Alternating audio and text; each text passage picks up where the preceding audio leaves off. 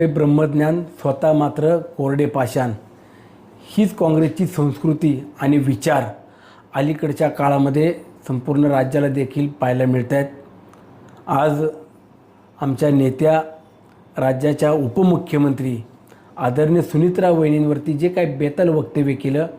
त्याचा तर आम्ही जाहीर निषेध करतोच, परंतु काँग्रेस पक्षाला देखील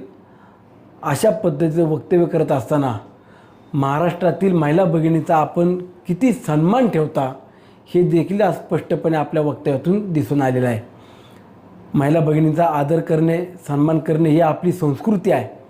परंतु सुनीत्रा वहिनींसारख्या एका खंबीर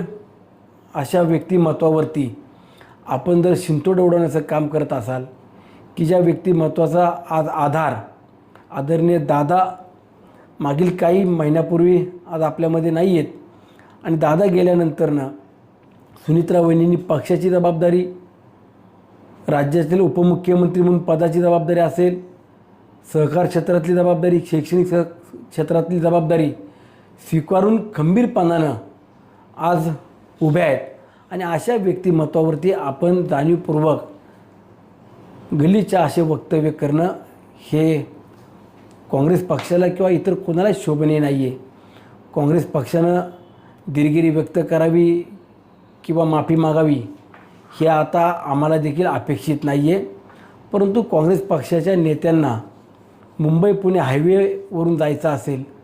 तर मावळातले माझे मावळे, माझी जनता, दादांवरती प्रेम करणारे सर्व कार्यकर्ते या काँग्रेसच्या नेत्यांच्या गाड्या आणि तोंड फोडल्याशिवाय राहणार नाही, एवढंच मी या निमित्तानं तुम्हाला सांगतो।